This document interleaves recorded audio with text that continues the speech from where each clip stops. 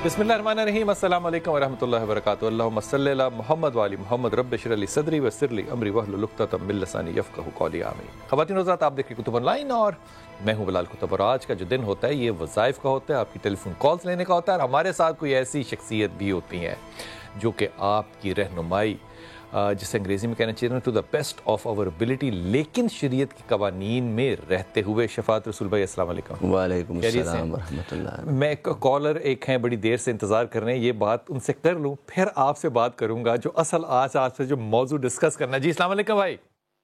जी वालेकुम अस्सलाम। जी बेटा।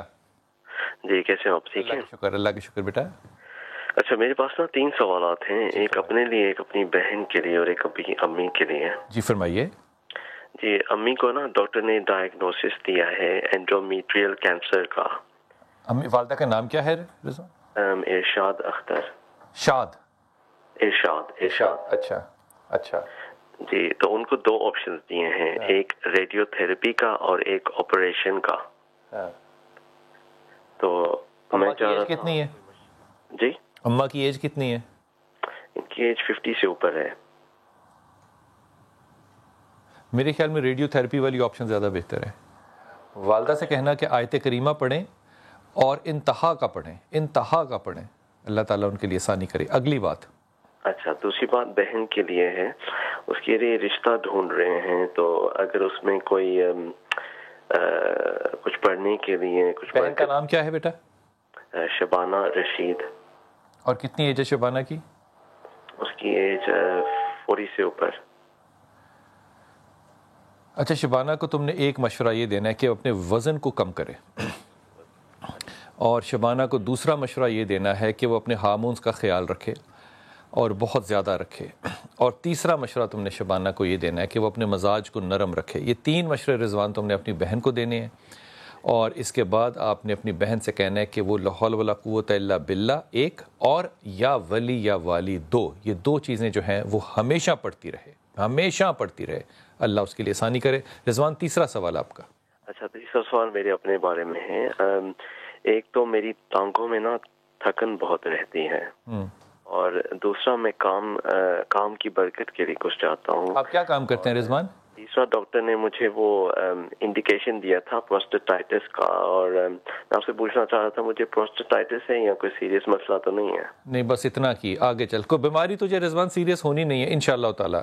लेकिन ये जो होता है ना छोटा छोटा, मिसाल के तौर पे यूरिक एसिड का ज़्यादा हो जाना, लिपिड प्रोफाइल करवा लो, LFT करवा लो, ये करते रहो, ये छोटी छोटी चीज़ें हैं। मुझे नहीं पता वहाँ पर कितना आसान है, जो कि मुझे अंदाज़ा है कि वहाँ पर इतना आसान नहीं है, अनलेस कि वो रिकमेंड किया जाए, आप वॉक इन नहीं कर सकते। लेकिन इतने के मसाइल बस इंशाअल्लाह ताला, इससे ज़्यादा नहीं। आपने अपने रिस्क के लिए रिजवान सूरह इखलास को पढ़ना है और बहुत ज़्यादा पढ़ते रहो। अल्लाह तुम्हारे लिए बहुत रिस्क दे और बहुत आसानियाँ करे। तुम्हारी कंसर्न सारी फैमिली के लिए रिजवान बड़ी खुशनुदी की बात है इंशाअल्लाह ताला। जी अस्सलाम वालेकुम। जी अस्सलाम वालेकुम। जी फ़ायज़ा, अस्सलाम वालेकुम फ़ायज़ा।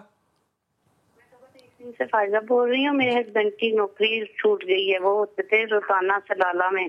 किसकी नौकरी छूट गई फ़ायज़ा? हस्बैंड की। क्या नाम क्या है मियाँ का बेटा? फरहान। क्या काम करते थे बेटा? HR डायरेक्टर थे, असिस्टेंट डायरेक्टर। अच्छा, अभी आप अपने मियाँ से कहना कि 2 चीज़ें करें।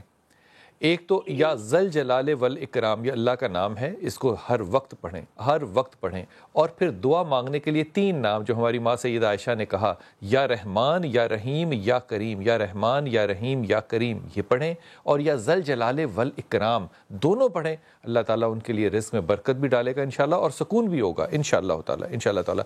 हज़रत अवैसे करनी जो हैं, उनका एक बड़ा लंबा वाक़या इमाम अली करमल्लाह और हज़रत उमर ख़त्ताब के साथ। अब इसको छोड़ के अगली जगह लेकर जा रहा हूँ।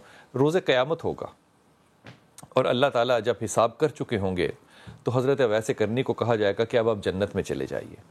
हज़रत अवैसे करनी जब जन्नत के दहाने पर, दरवाज़े पर पहुँचेंगे तो अल्लाह ताला उनको आवाज़ दिलवाएंगे और उनको कहा जाएगा अवैस रुक जाओ।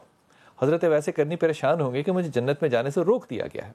वो पलटेंगे तो अल्लाह ताला कहेंगे कि अब तुम देखो जो तुम्हारे करन के लोग थे, जो मुराद के रहने वाले लोग थे, जो उम्मत मोहम्मद सल्लल्लाहु अलैहि वसल्लम, इन सब की तरफ देखो, और जिनको तुम अपने साथ लेके जाओ اب اس میں نہ گناہ گار کی تقسیم ہوئی، نہ بہت زیادہ کسی ولی کی تقسیم. جن کو تم لے کر جانا چاہو ان کو اپنے ساتھ جنت میں لے جاؤ.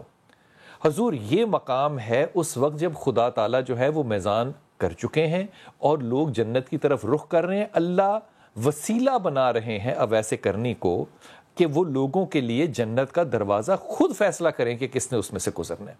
ہم ساری زندگی اسی بات پہ لڑتے رہتے ہیں کہ آپ کو میں نے دعا کے لیے نہیں کہنا، تو اللہ تو خود وسیلہ بنا رہا ہے. حضرت بڑی اہم بات کی آپ نے، اور اس مقام پر حضرت ویسے کرنے کی جب حالت ہوئی نا کہ جب انہیں روکا گیا، ہائے ہائے ہائے ہائے ہائے ہائے ہائے، یعنی خدا کی خشیت بھی یہاں دیکھیے، خدا کا ڈر بھی ان کے دل میں دیکھیے کہ وہ رکتے ہوئے یہ سوچ رہے تھے کہ مجھے کہیں اور تو نہیں بھیجا جائے گا. ہائے ہائے ہائے ہائے. اور جب آپ کو روکا گیا تو آپ کے چہرے پر اللہ کا خوف ایک طاری ہوا، تو فرمایا نہیں، ہم نے تمہیں اس لیے روکا کہ اکیلے کیوں جا رہے ہو، ہائے اپنے پیارے حبیب صلی اللہ علیہ وسلم کی امت میں سے جس کو تم چاہو اپنے ساتھ لے جاؤ. اچھا یہ تو حدیث مبارک ہے، اس پر تو کوئی دو رائے ہوئی نہیں سکتی، رائے نہیں ہو سکتی، لیکن کچھ لوگ گفتگو شروع کر دیتے ہیں اس کی سند پر. اچھا کہ یہ سند کے اعتبار سے کمزور ہے. حالانکہ فقہاء کرام نے یہ اصول مقرر کیا، اصولیین. اچھا جتنی بھی بخشش کی احادیث ہیں ان پہ ہمیشہ اس طرح کے اعتراضات آتے ہیں، اعتراض آتے ہیں، اور جو اعتراض کرنے والے ہیں وہ لگتا ایسے ہی ہے کہ وہ خود جنت میں نہیں جانا چاہتے، اس لیے کہ اللہ روکنا چاہ رہے ہیں. اگر اللہ بھیجنا چاہ رہا ہے تو جائے. اللہ کہتے ہیں میرے ساتھ جیسا سوچ رکھو گے میں ویسا. واہ واہ واہ واہ واہ، حدیث قدسی، جیسا گمان کرو گے میں ویسا ہی پلٹوں گا. واہ واہ واہ. اچھا اب اس میں قرآن کی ایک آیت میں ان لوگوں کے لیے، کیونکہ میں یہ سمجھتا ہوں کہ جو نوجوان وسیلے کے قائل نہیں، شاید انہوں نے اس پر تحقیق نہیں کی. واہ. اگر وہ تحقیق کر لیں تو اللہ تعالیٰ نے اپنے اسماء میں سے ایک اسم رکھا ہوا ہے مسبب الاسباب. واہ. سبب اور وسیلہ میں کوئی فرق نہیں، صرف لفظ کا ہی فرق ہے.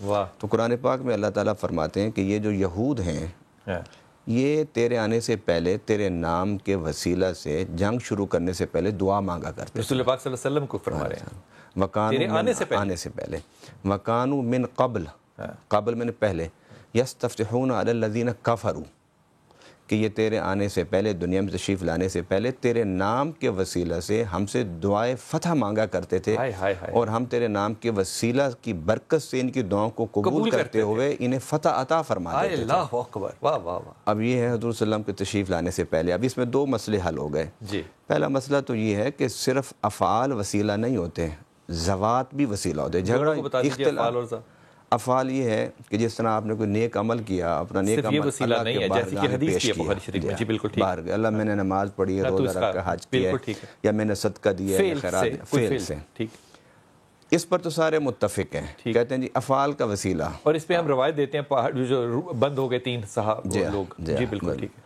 مگر ذوات پر اختلاف کرتے ہیں. ذوات سے مراد ذات پر کہ انبیاء اور رسول، صحابہ، تابعین. اچھا اس حدیث نے تو یہ بھی معاملہ ختم کر دیا، یہاں ختم ہو گیا نا. اچھا اب وہ جنت پر ڈال دیتے ہیں. میں وہ حدیث کو آیت لایا ہوں کہ جو دنیا میں آنے سے، تشریف لانے سے پہلے حضور صلی اللہ علیہ وسلم کا نام کا وہ وسیلہ پیش کرتے ہیں دعا میں، اور اللہ ان کو فتح عطا فرماتا ہے.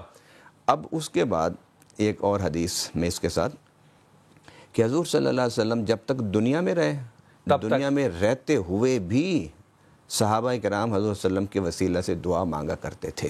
بخاری شریف میں، بخاری شریف کے حدیث ہے. اور حضرت آدم علیہ السلام کی جو توبہ قبول ہوئی تھی اس میں تو حدیث قدسی، اس میں تو حضور صلی اللہ علیہ وسلم کے نام کے ساتھ 5 نام اور بھی درج ہیں. اللہ اکبر. تو رب نے خود ہی دائرہ وسیع کر دیا کہ صرف رسول کا وسیلہ ہی نہیں ہوتا، بلکہ رسول کی جو اولاد ہے وہ بھی اگر تم دعا میں وسیلہ بنا لو تو تمہاری دعائیں قبول ہو جائیں. امام علی یہ تو دعا ہے، ایک برتھڈے ہے، خدا کی قسم. یہ آپ نے جو بات کی ہے نا، اس پہ ہاتھ چومنے ہیں. اللہ تعالیٰ آپ کو خوش رکھے اور سلامت رکھے. کس موقع پہ آپ نے کیا خوبصورت بات کی ہے. اس ایک جملہ اور بولنا چاہتا ہوں کہ یہ تو دعا ہے نا، آپ کی نماز نہیں ہوتی جب تک محمد اور آل محمد پر درود نہ پڑھیں. ولادت علی پہ اس سے بڑا تحفہ جو ہے وہ آپ دے ہی نہیں سکتے جو آپ نے آج حدیث ہدیہ کر دی. کمال بات، کمال بات، کمال بات. جی السلام علیکم. واہ واہ واہ. السلام علیکم. جی میرا بیٹا. وعلیکم السلام. بلال بھائی میں نے آپ سے نا ہیلو. جی میرے بچے، مجھے آواز آ رہی ہے آپ کی، حکم کیجئے. میں نے آپ سے نا 2 باتیں پوچھنی تھی, ایک اپنی کزن کے بارے میں اور ایک نا اپنی بہن کے بارے میں. جی فرمائیے مہنور.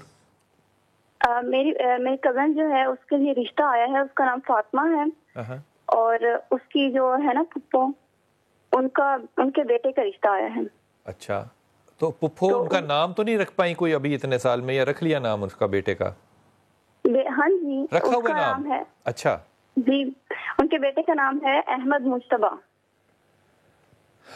دیکھو احمد مجتبیٰ جو ہے یہ ذاتی طور پہ مانور ایک اچھا انسان ہے, اس پہ کوئی دو رائے نہیں ہے, اچھا انسان ہے. لیکن جب اس بات کو رشتے میں کنیکٹ کرتے ہو تو احمد کا کیونکہ غصہ اپنا بھی تلخ ہے, اور فاطمہ کا غصہ جو ہے وہ بھی آپ کو اندازہ ہے اس بات کا کہ وہ آسمان کو چیرتا ہوا گزرتا ہے. وہ احمد اس معاملے میں اگر تو اس انسلٹ کو لے لے گا تو زندگی چلے گی, اگر وہ نہیں لے گا تو پھر مشکلات کا سامنا ہوگا. میں ہاں یا نہ نہیں کہہ رہا, میں صرف مزاج پہ آپ کو رائے دے رہا ہوں کہ اس مزاج کے ساتھ کب تک احمد اس انسلٹ کو لے گا اللہ عالم. احمد سے میرے خیال میں اس موضوع پہ اور پپھو سے اس موضوع پہ بات کر لینی چاہیے, کیونکہ فاطمہ نے اپنے مزاج سے باز نہیں آنا. اگر تو احمد اس کو قبول کر لیتا ہے کہ ٹھیک ہے میں اس کے بات کا جواب نہیں دوں گا, تو پھر یہ رشتہ چلتا نظر آتا ہے, ورنہ نہیں. مانور اگلی بات تمہاری. اور میں نے اپنی بہن کے بارے میں پوچھنا تھا, اس کا نام اسما ہے اور اس کے لیے رشتہ آیا ہے, اس کا نام ہے احسن, اور اس کے بارے میں پوچھنا تھا. اس آپ کو کیا اعتراض ہے احسن کے رشتے پہ اسما کے لیے؟ اعتراض تو کوئی نہیں ہے, وہ انہوں نے پہلے آ کے دیکھا بھی ہے, اس کے بعد وہ کچھ جواب نہیں دے رہے کہ ہاں یا نہ نہیں کر رہے نا, تو پوچھنا تھا کہ یہ ٹھیک ہے یا نہیں. کیا ہاں یا نہ جواب نہ دینا ٹھیک ہے یا نہیں؟ نہیں مطلب میری بیٹی بات سن, میری بات سن, میں تو تمہارے نہ کہے کو بھی سمجھ رہا ہوں. معاملہ یہ نہیں ہے کہ وہ آئیں گے کہ نہیں آئیں گے, اس کے لیے کوئی سوال یہ نہیں ہے. سوال یہ ہے کہ کیا احسن کے پاس یا ان کے والدین کے پاس یہ حق ہے کہ وہ ریجیکٹ یا سلیکٹ کریں؟ اس کا جواب ہے ہاں. جس طرح تمہاری بہن کے پاس حق ہے کہ وہ کسی کو سلیکٹ یا ریجیکٹ کرے, احسن کے پاس بھی یہ حق ہے. لیکن اس معاملے میں احسن اگر پرپوز کرے تو اس معاملے میں خوشی کے ساتھ ہاں کر دینا, کیونکہ احسن بہت اچھا لڑکا ہے. لیکن اسما احسن کے مزاج پہ اتری پوری کہ نہیں, اس کا جواب ہے یہ مشکل ہے کہ احسن کے یا اس کے گھر والوں کے مزاج پہ اسما پوری اترے. بہت سی وجوہات ہیں جن کو کہ میں نہیں کہنا چاہتا, لیکن دیکھو لوگ عقل بھی رکھتے ہیں, نظر بھی رکھتے ہیں, اور فیملی کو بھی دیکھتے ہیں. اور اسما سے کہنا کہ اس معاملے میں اگر ہاں ہو جاتی ہے تو سوچے بھی نہ. جو سوچنا ہے اسما نے وہ صرف ایک چیز سوچنی, جو میں آپ سے عرض کر رہا ہوں, وہ ہے اپنی صحت, اپنے وزن کو کم کرے اور اپنے مزاج کو نرم کرے. وزن کو کم اور مزاج کو نرم, یہ دونوں چیزیں کرے.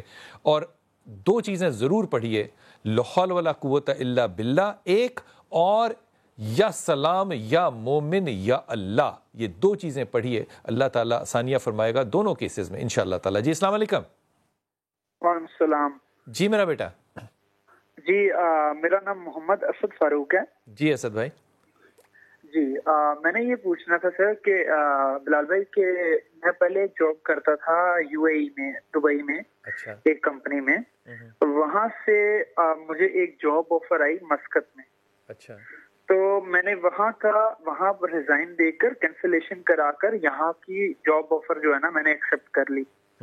تو آفر لیٹر انہوں نے مجھے کمپنی نے دے دیا.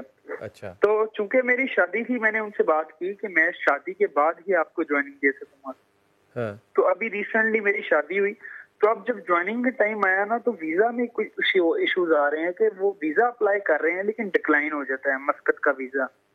وہ اپلائی کمپنی کر رہی ہے اور ڈکلائن ہو جاتا ہے؟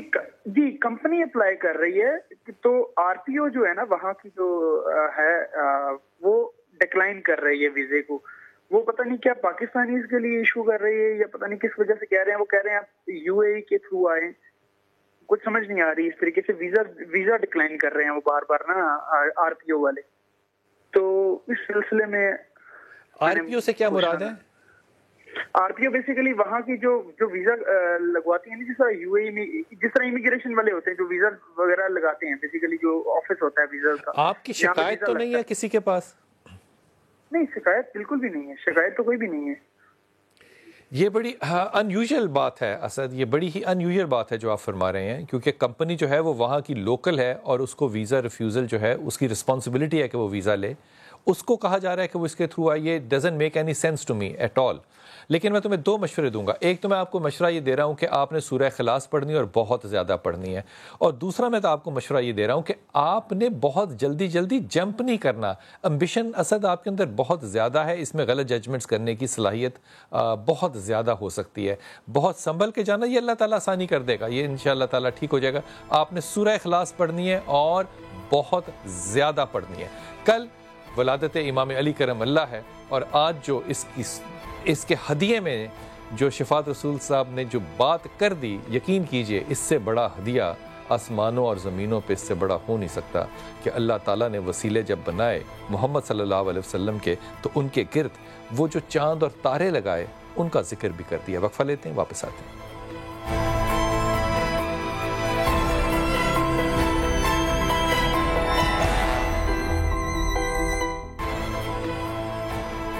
بسم اللہ الرحمن الرحیم. بات ہو رہی تھی وسیلوں کی, اور حضرت جب وسیلوں کی بات ہو رہی ہو تو معاملہ جو ہے نا وہ صرف اہل بیت تک کا یا صحاب تک کا یا میرے نبی پاک صلی اللہ علیہ وسلم تک کا نہیں ہے. یہ کیسے, یہ میں رسول کی زبان سناتا ہوں آپ کو, لیکن پہلے کالر لے لوں. جی السلام علیکم. السلام علیکم. جی وعلیکم السلام. جی میرا بیٹا. بلال, میرا نام عباس علی ہے, میں کراچی سے بات کر رہا ہوں. ایک عباس اور پھر علی, کمال کرتے ہو, واہ. جی بہت شکریہ. جی تو اب یہ ہے کہ میں الیکٹریکل انجینئرنگ ڈگری کے ساتھ انشاءاللہ گریجویٹ کروں گا. میرے پاس اچھی 3 انٹرنشپس ہیں, میرے پاس ہارورڈ کا سرٹیفکیٹ ہے, میں 3 ایئر جی پی سے کروں گا گریجویٹ.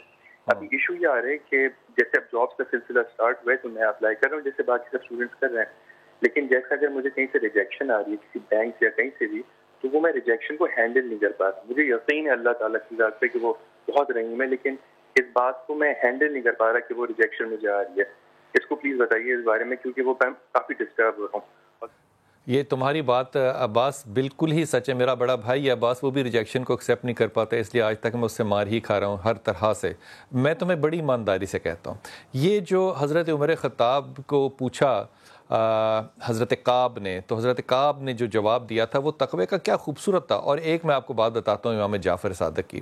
کہا کہ جھاڑی اور کھائی کے درمیان میں چلنا, لباس کو سمیٹ کے, یہ تقوی ہے. بچ کے چلنا ہوتا ہے نا.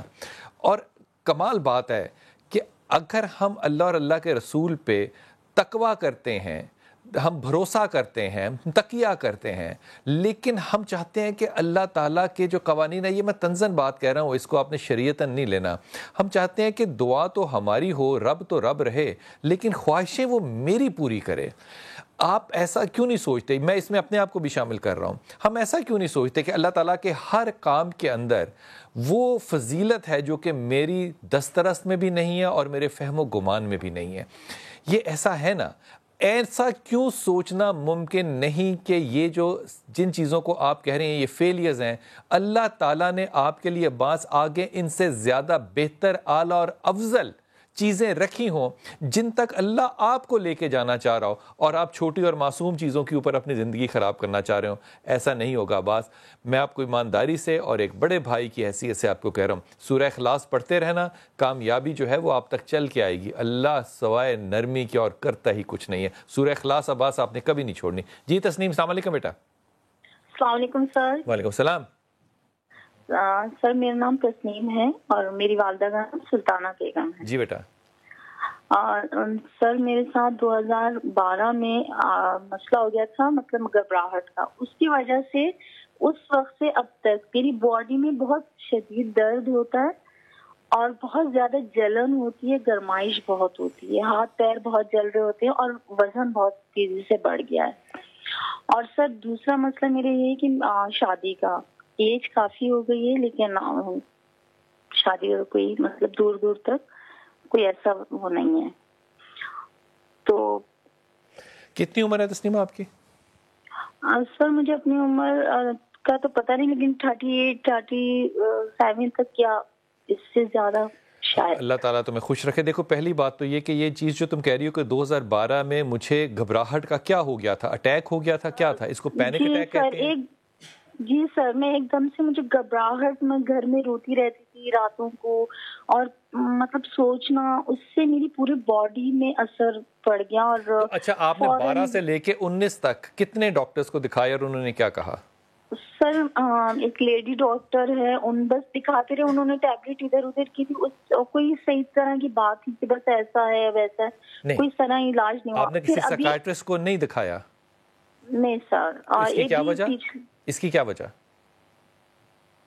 سر بس ہماری ایک لیڈی ڈاکٹر ہے، انہیں کو دکھاتی رہتی تھی، انہیں کی دوائیں استعمال کی، لیکن کچھ اثر نہیں ہوا. پھر کسی نے کہا روحانی علاج کروائیں. میں دیکھو تمہیں بڑی ایمانداری سے کہہ رہا ہوں یہ بات، یہ جس نے تمہیں کہا ہے نا روحانی علاج کرائیں، اس کو تو میں کچھ نہیں کہہ سکتا، لیکن آپ کو میں یہ کہہ رہا ہوں کہ 12 سے لے کے 19 تک آپ ایک خاتون جو کہ صرف MBBS ہیں اس کے پاس جا رہی ہیں، وہ یقیناً اچھی خاتون ہوگی، لیکن آپ کی بیماری کا ڈائگنوزس وہ اتنے سالوں سے نہیں کر سکے، تو آپ نے کیوں ضد پکڑی ہوئی ہے کہ آپ نے کسی اچھے ڈاکٹر کے پاس نہیں جانا اور اس کا علاج روحانیت ہی ہوگا؟ آپ میں 2 پرابلم قیامت ہے. ایک، آپ شدت سے ڈپریشن کی پیشنٹ ہیں. آپ کو پتہ ہے جب آپ کا غصہ آتا ہے تسنیم تو وہ کتنا زیادہ ظالم ہوتا ہے، یہ آپ کی انگزائٹی ہے، اور دونوں چیزیں کیونکہ حد سے زیادہ ہیں اس لیے آپ کو اس بات کا کیوں اندازہ نہیں ہے کہ آپ میں ہارمونز کا بھی شدید پرابلم ہے. آپ نے اپنا تھائرائیڈ کیوں چیک نہیں کرایا؟ کمال بات ہے. اگر آپ وہ چیزیں جو طبیب کے کرنے والی ہیں انہوں کو کیا ہی نہیں ہے تو اس فیصلے پہ کیسے پہنچ سکتی ہیں کہ یہ روحانی مسئلہ ہے یا نہیں ہے؟ میں نہیں کہتا نہیں ہوتا، لیکن پہلے ڈائگنوزس کر کے پہلی سیڑھی تو چڑھیں، دوسری تو چڑھیں. آپ کو مسئلہ ہے، آپ کو ہارمونز کا پرابلم ہے، اس میں آپ کا تھائرائیڈ شامل ہے، آپ کو انگزائٹی اور ڈپریشن کا پرابلم ہے، اس کے لیے آپ کو میڈیسن لینی پڑے گی. اگر دونوں کے بعد اگر علاج ممکن نہ ہو تو چلیں، ہم کہیں گے جی شفاعت رسول صاحب آپ اس پہ دم کر دیں، لیکن شفاعت بھی آپ سے یہی کہیں گے کہ آپ کسی کنسلٹنٹ کے پاس گئیں، آپ نے 7 سال 8 سال گزار دیے بغیر گئے ہوئے، یہ کہاں کی عقل ہے، یہ کہاں کی دانشوری ہے؟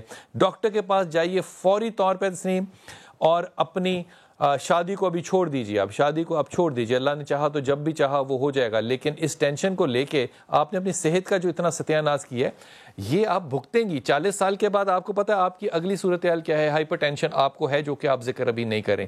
آپ اٹھتی اور بیٹھتی ہیں تو آپ کے گھٹنوں میں درد ہے جس کا آپ ذکر نہیں کریں، اس سے شاید عمر زیادہ لگنے لگ جائے، لیکن جو صحت کا آپ نے خیال رکھنا ہے تسنیم وہ تو آپ نے رکھنا ہے نا. آیت کریمہ پڑھو، بہت پڑھو، اور بہترین سائیکائٹرسٹ کے پاس جاؤ.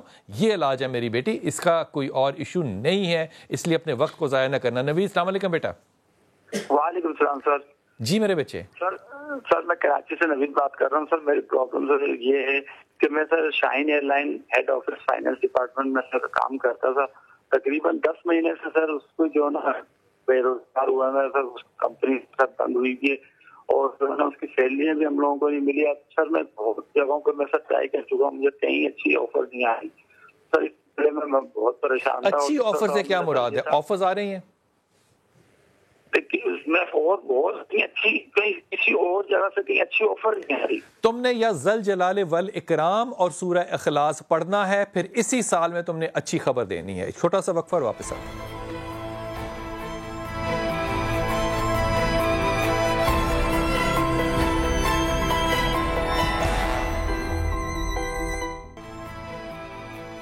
بسم اللہ الرحمن الرحیم. جب PSL یہاں پہ ہوا تو ہم نے ایک بڑا اچھا اور خوبصورت نعرہ لگایا، اور وہ یہ تھا کہ یہاں پہ ہارا جیتا کوئی نہیں، یہاں پہ صرف جیت ہوئی ہے پاکستان کی.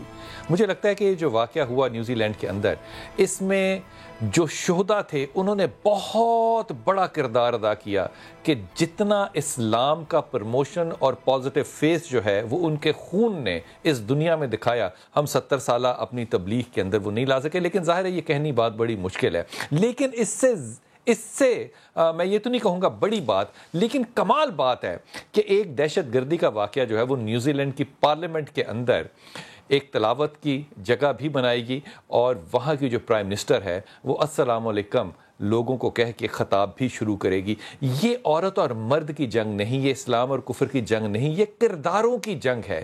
کون بڑا اور کون چھوٹا ہے؟ میرے خیال میں ہمارے علماء کو یہ بات سوچنی چاہیے، سمجھنی چاہیے.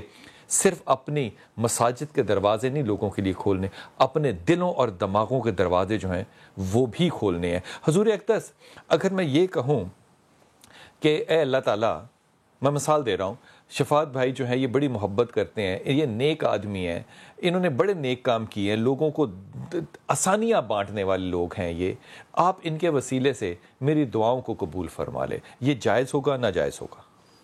جائز ہے. یہ جائز ہے. اب میں آپ کی بات کو بڑا کروں، جی اگر آپ نماز پڑھیں آپ کو نہیں پتہ قبول ہوئی کہ نہیں ہوئی, آپ حج کریں آپ کو نہیں پتہ قبول ہے کہ نہیں ہے, آپ عمرہ کریں آپ کو نہیں پتہ قبول ہے کہ نہیں ہے, لیکن نبی میرے کیا فرماتے ہیں, کہتے ہیں ماں کو مسکرا کے دیکھنا مقبول حج ہے, حج کا ثواب ہے. شفاعت بھائی کیا وسیلہ نکالا ہے میرے رسول نے. اب میں اسی وسیلے پر آپ کی اس گفتگو کو آگے بڑھانا چاہتا ہوں کہ اللہ تعالیٰ نے اور پیارے نبی صلی اللہ علیہ وسلم نے ذات کے وسیلے کی بات کی ہے, ذات کے وسیلے کی بات کی ہے. میں اس کو ایک تھوڑا سا بیان کر کے آگے بڑھنا چاہتا ہوں آج کے حساب سے, موضوع ماحول کے مناسبت سے. قرآن پاک میں اللہ تعالیٰ نے فرمایا کہ وَبْعَثْهُ مَقَامًا مَحْمُودًا الَّذِي وَعَدتَّهُ کہ عَسَىٰ أَن يَبْعَثَكَ رَبُّكَ مَقَامًا مَحْمُودًا.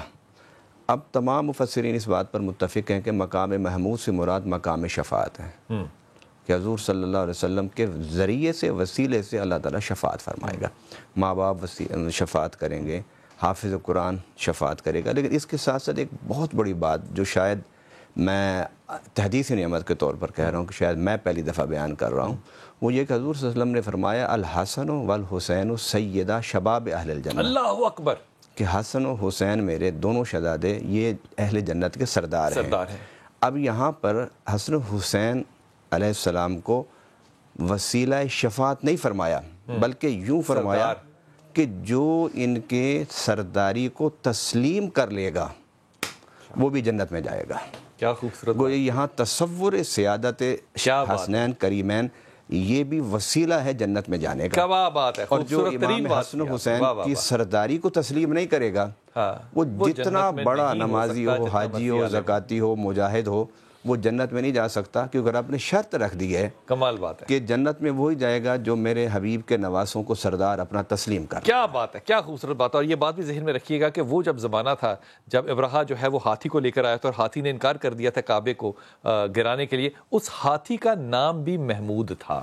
کمال ہے, محمود نے اپنے مقام کو ہمیشہ قائم رکھا ہے. جی تسنیم, السلام علیکم بیٹا. السلام علیکم. وعلیکم السلام. کون بات کری میرے بیٹے؟ جی میرا نام زرین مغل ہے اور میں کوئٹہ سے بات کر رہی ہوں. جی میرے بچے کیسے ہیں آپ؟ اللہ کا کرم, اللہ کا کرم. میرا بیٹا حکم کیجئے. جی سر, مجھے 2 سوال پوچھنے ہیں. ایک سوال تو میرے اپنے متعلق ہے اور وہ یہ ہے کہ میری شادی 2014 میں ہوئی تھی. میرے ہسبینڈ کا نام ہے حسن فارکلیک. اچھا. تو میری جو ہے سٹارٹ میں تو پریگنینسی ہو گئی تھی اور اللہ تعالیٰ نے مجھے جڑواں بیٹیاں دی تھی, لیکن وہ 6 مہینے میں ڈیلیور ہو گئی تھی اور ان کی ڈیتھ ہو گئی. اچھا. اس کے بعد اب 4 سال ہونے والے ہیں, میری اولاد نہیں ہو رہی. میں کافی علاج بھی کروا رہی ہوں. کیا کروا رہی ہیں آپ؟ بیٹا یہ بتائیے. جی پولیسسٹک کا تھوڑا سا مسئلہ ہے میرا اور علاج کافی کروایا ہے, مطلب کوئٹہ میں بھی کروایا, اب کراچی کی طرف موو کیا ہے. اب یہ ہے کہ میرے ایگز بننے لگے ہیں, تو شکر ہے اللہ کا, اس دفعہ بھی کچھ امید ہے اگر اللہ تعالیٰ نے چاہا تو. آپ پلیز مجھے کچھ پڑھنے کے لیے اس بارے میں بتا دیں. اچھا, اس میں جو صورتحال ہے میری پیاری بیٹی, یہ آپ صحیح راستے پہ چل رہی ہو. وہ جو ایگ فارمیشن ہے یہ ذہن میں رکھنا کہ وہ پرماننٹ نہیں ہے. وہ میڈیکیشن چھوڑو گے تو وہ سیگ سائز آف ایگ جو ہے وہ ریڈیوس ہو جائے گا, اس لیے آپ نے بہت ہی کیئرفلی میڈیکیشن کو فالو کرنا ہے. کراچی کی طرف آ رہی ہو آپ علاج کے لیے, یہ بھی بہت ہی زیادہ اچھی بات ہے. اگر آپ ہم سے کوئی بھی اسسٹنس چاہتی ہو تو آپ ہمارے پاس اپنا نمبر چھوڑ سکتی ہو. جس دن بھی ہم نے اس پہ پروگرام کیا ہم آپ کی کال ضرور لے لیں گے. میرا آپ کو مشورہ یہ ہوگا کہ آپ 24 گھنٹے اگر سو نہیں رہی تو آپ آیت کریمہ کی حالت میں ہوں.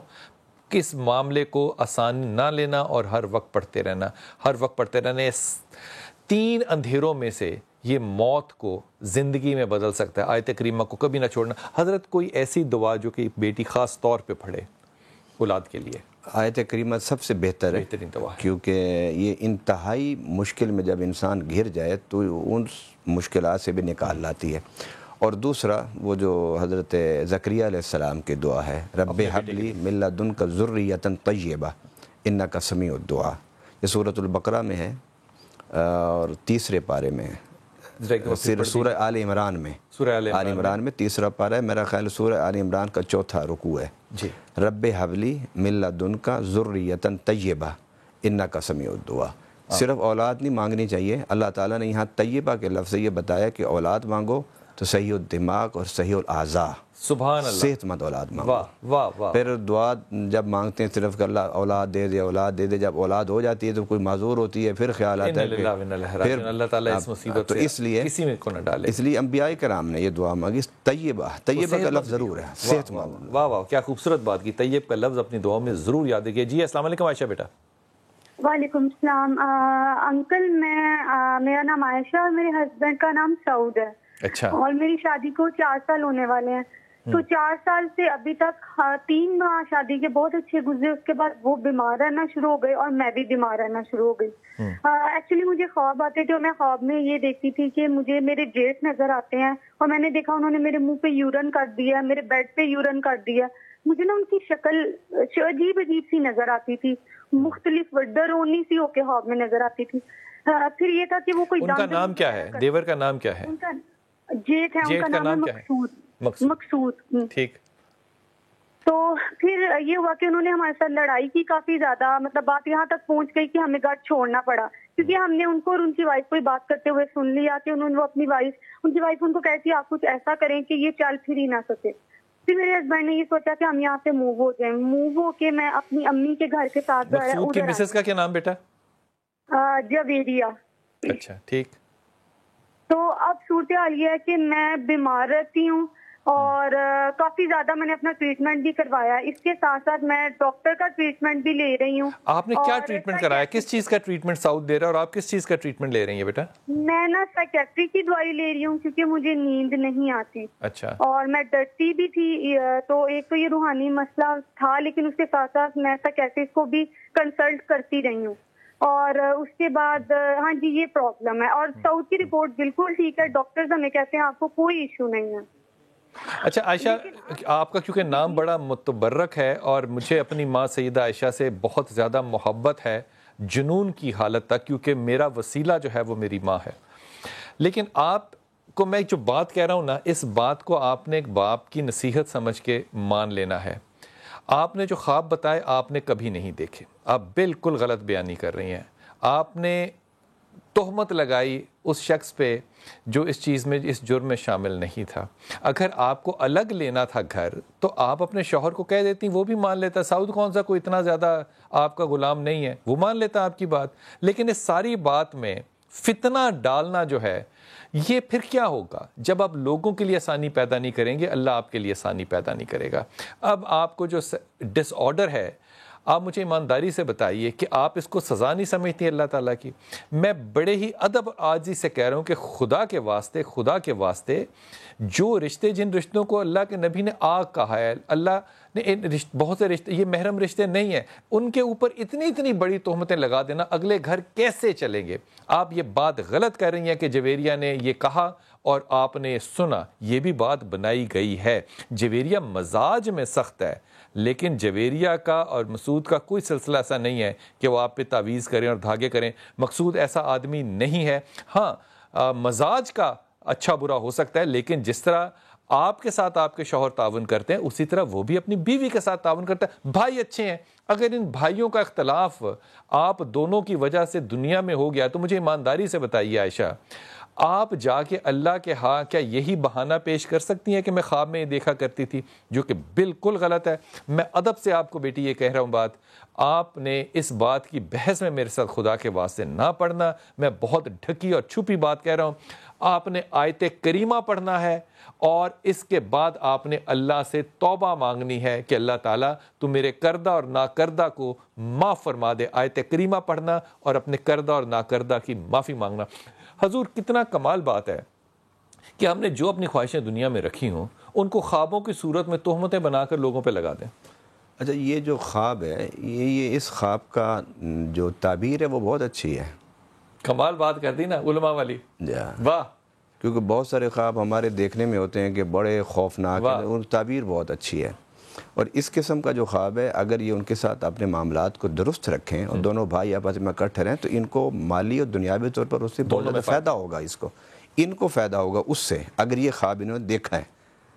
تو اس خواب میں تو کوئی ایسی پریشانی والی بات ہی نہیں. واہ جی واہ، علماء والی بات کر دی، خواب میں پریشانی. اب دیکھو غور کرو، اچھا اگر یہ خواب سچا بھی ہے تو اس میں پریشانی کی بات نہیں. سو آپ نے جو نتیجہ عکس کیا وہ آپ نے اپنے جذبات پہ عکس کیا. اب غور کرو ذرا کہ یہاں پہ رسول پاک صلی اللہ علیہ وسلم کے پاس ایک آدمی آیا اور اس نے کہا کہ میرا بھائی کچھ کرتا نہیں ہے لیکن وہ حصہ لیتا ہے. تو اللہ کے رسول نے کیا کہا؟ کہاں ہو سکتا ہے تو اس کے نصیب کا لے رہا ہو. اب آپ جب دونوں بھائیوں کو الگ کرو گے تو نصیب الگ الگ کیوں کرنا چاہو گے؟ یہ زیادتی والی بات ہے. اور میں اس بات پہ بہت زیادہ سختی سے قائم ہوں کہ خوابوں کی تعبیر جو ہے نا وہ امام ابن سیری بہت اچھی کرتے ہیں، لیکن فرائڈ بھی تعبیر بہت اچھی کرتا ہے. دونوں کے ڈیٹا آلموسٹ 95% آپس میں ٹیلی بھی کرتے ہیں. خوابوں کو جب تعبیر کریں تو ان کے اندر جو موربیڈیٹی ہوتی ہے نا، موربیڈیٹی سے پہلے مجھے ایک لفظ لگانا چاہیے جو کہ میں آن ایئر نہیں لگا سکتا. یہ جو موربیڈیٹی ہے نا، موربیڈیٹی سے مراد مثلا میں تمہیں بتاؤں، اگر بہت تازہ ترین پانی بھی ہو اور آپ ایک کٹورے میں رکھ لیں تو 2-3 مہینے بعد اس تازے پانی میں سے بھی بدبو آئے گی. یہ موربیڈیٹی ہوتی ہے. جب آپ اپنے خیالات کو نہیں بدلیں گی اور آپ کے خیالات میں ایک خاص قسم کی موربیڈیٹی کی رجحان رہے گی تو پھر یہ بیماری آپ کا پیچھا نہیں چھوڑے گی. خدا کے واسطے پرہیز کریں، احتیاط کریں، اور اگر کوئی برائی دیکھ بھی لیں تو دوسرے کی پردہ داری کریں. اللہ تعالی ہمیں ہدایت دے اور سب سے پہلے اللہ مجھے ہدایت دے. آمین. کل ملاقات ہوگی انشاءاللہ تعالی سے.